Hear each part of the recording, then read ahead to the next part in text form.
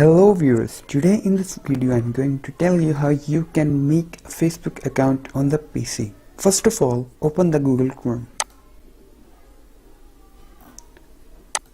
Type here Facebook. Now on this web page you are seeing here, you can see a create an account form here. So enter your first name, enter your surname. If you have a Gmail email account or email address, you can write down here, or you can simply write your number here. So I'm going to write my email.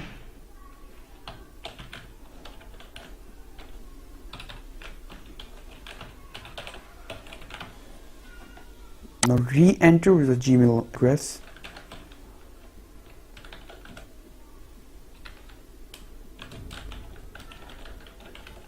You can add a minimum 6-character password on this. Now enter your birthday.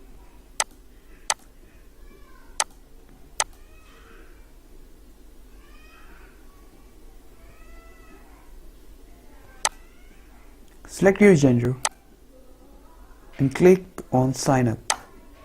If you connect with your Gmail account, you have to confirm your email address.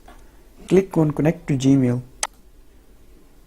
Now you can see here the email address you entered there. Now click on next. Enter your Gmail password here